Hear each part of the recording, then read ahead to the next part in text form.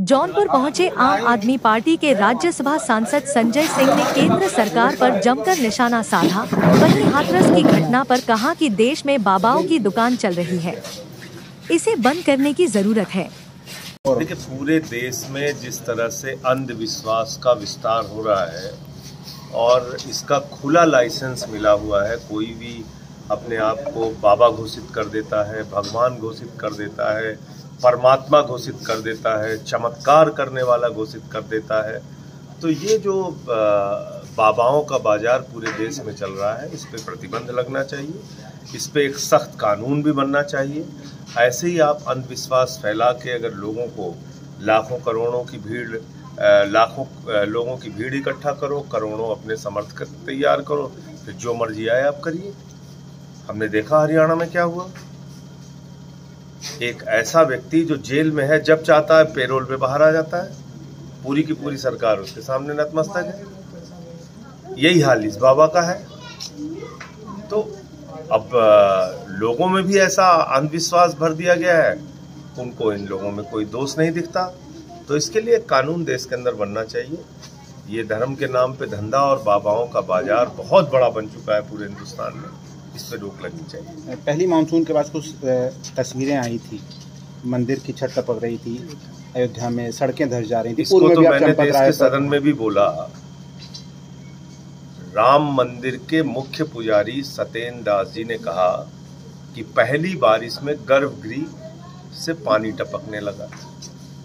अब जब प्रभु श्री राम के नाम पर भी भ्रष्टाचार होगा, पूरे अयोध्या के अंदर जगह जगह सड़कें टूटी हुई हैं, 30,000 करोड़ रुपए खर्च किए जाने का दावा किया जा रहा है, और हालत ये है कि कहीं सड़क टूटी हुई है, कहीं पानी भरा हुआ है। तो इस पे तो निश्चित रूप से क्षोभ है, लोगों के मन में गुस्सा है कि आप भगवान के नाम पे वोट मांगते हैं और उनके नाम पे भ्रष्टाचार भी करते हैं, और इसीलिए शायद प्रभु श्री राम ने इनके साथ न्याय किया है।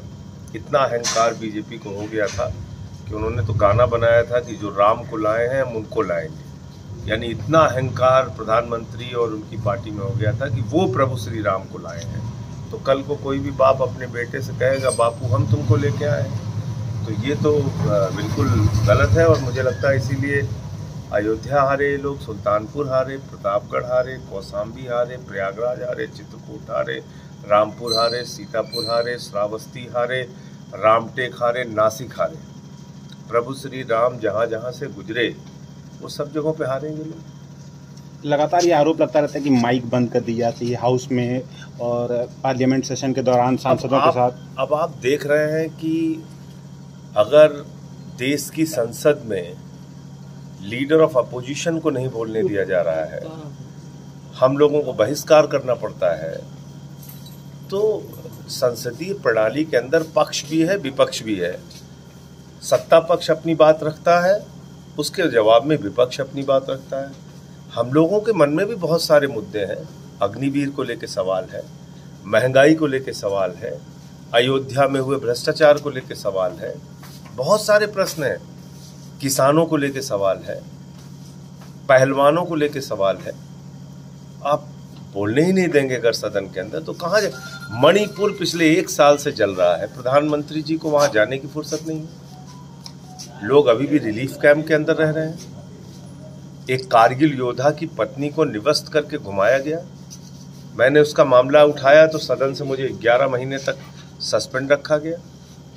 तो अभी 22 तारीख से सदन का सत्र फिर से शुरू हो रहा है, उसमें फिर से हम लोग ये सारे मुद्दे उठाने का प्रयास करेंगे, इंडिया गठबंधन के लोग। और इस सरकार को ये समझना चाहिए कि अब इनका अहंकार अगर नहीं खत्म हुआ तो जनता इनको 240 से 24 पे पहुंचा देगी।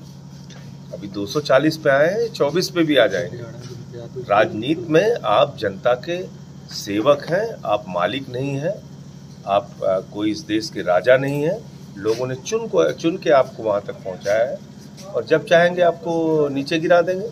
और वैसे भी ये सरकार बैसाखी की है, ज़्यादा दिन चलनी नहीं है। ये सरकार ज़्यादा दिन नहीं चलनी है। निश्चित रूप से मैक्सिमम जो अल्पमत की इनकी सरकार रही है, एक 13 दिन चली, एक 13 महीने चली, ये तो मुझे लगता है 6 महीने भी नहीं चले। हरियाणा गुजरात में आपका गठबंधन जो है खत्म हुआ, किन कारणों से खत्म हुआ, क्या अभी इस पर कोई फैसला